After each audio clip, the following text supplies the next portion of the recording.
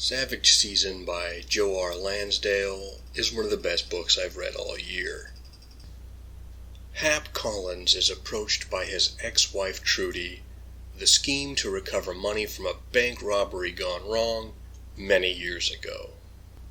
Hap grew up in the tiny Texas town where the money disappeared, but he refuses to go along without the help of his friend Leonard, who has the skills to do a cold dive in the river where they think the money is. Leonard has misgivings, but goes along to watch out for his friend and hopefully recover some of the cash because they could all use it. It isn't long until Hap and Leonard discover Trudy and her current lover Howard are leading a collection of misfits with their own intentions. When things don't go exactly to plan, they all run afoul of criminals named Soldier and Angel, who have no interest in anything except getting all they can from everyone in the scavenging crew. The plot is deceptively simple. The basic outline of the story is easy to understand and follow without any trouble. It invites the audience in and then moves at a refreshing pace, with each success or failure of the main characters leading to increasingly heightened complications. A real treat of the novel is Lansdale's writing style. His prose is straightforward, but the depth comes from his excellent handling and layering of metaphor and symbolic motif. For example, Hap describes a painful memory about Trudy, quote, like a thorn in the back of my brain. Shortly thereafter, when Trudy laughs as sweet and happy as a bird, we then read, even the most predatory of birds, the shrike, can't sing. Shrikes are birds that impale their prey on thorns, so these metaphors and similes become entwined and reinforce each other.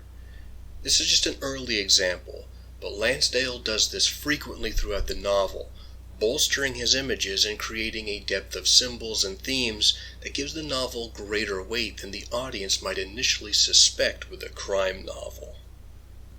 Similarly, his symbols shift over time. That bird motif, for instance, runs through the whole book, but it mutates depending on the situation. In part, these changes reflect the arc of Hap's character, which is fitting since he's the narrator. On that note, the character work is top-notch.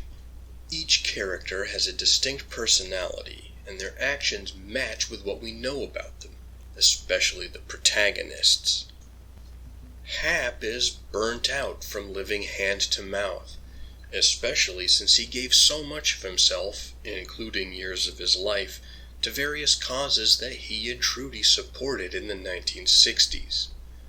He wants to believe in a better future, but does not see a path to it. His best friend Leonard is a perpetual outsider, an openly gay, black, Vietnam veteran with a personality that could generously be described as caustic. He expects nothing good from the world, and generally wants to be left alone in the company of his dogs, and the few people willing to endure his verbal sparring to earn his friendship. Trudy, for her part, is beautiful, manipulative, cunning, and dedicated to her goal of a warped sort of self-actualization. It is also great to watch the book's constant descent down the ethical ladder. Each group of characters that's introduced is worse than the last. Hap and Leonard may be acerbic smartasses, but they're generally likable and don't want to hurt anyone. Trudy, Howard, and their crew come across as criminals with more enthusiasm for their greater cause than practical knowledge of how to get away with their crime. Soldier and Angel are incredible antagonists because of their larger-than-life personalities and total ruthlessness. They act with the brutality, avarice, and selfishness that someone would need to succeed as a career criminal. Now, Savage Season is, at its core, a novel about love. Hap and Leonard have what Aristotle would consider a type of love that is true friendship. They care about one another for the sake of the other. In fact, Each of them suffers as a part of insisting on their friendship and dedication to one another. Hap also loves Trudy, even if he knows he shouldn't. His romantic and sexual relationship with her is reinforced in part by nostalgia because they were together at a time in their lives when they were young and everything seemed possible. He also knows that only Trudy can bring out of him that sense of energy and enthusiasm to reach for more.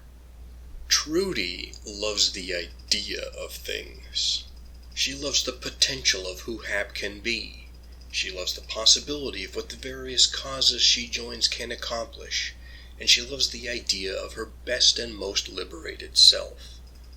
The problem being that none of those things exist, and since she loves the idea of those things more than the things themselves, she is doomed to disappointment. One of Lansdale's major successes with Savage Season is how he manages to transplant classically noir elements into 1980s rural Texas. The plot is essentially that of a hard-boiled crime novel. The grime and grandeur of mid-20th century urban America is recaptured in the decaying small towns getting left behind as the great wave of progress recedes. Hap and Leonard could just as easily exist in novels by Ross MacDonald or Chester Himes. Trudy is a contemporary femme fatale whose sex appeal and guile are her best weapons. If you're a fan of noir, you'll want to check out this novel.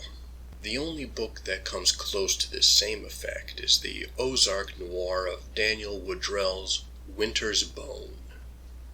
I've sporadically read some of Lansdale's work, and while I've always liked it well enough, I haven't been as thoroughly impressed as I am with Savage Season.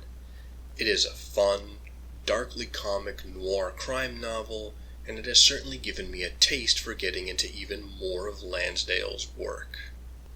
Thank you for taking the time to listen to my peculiar notions.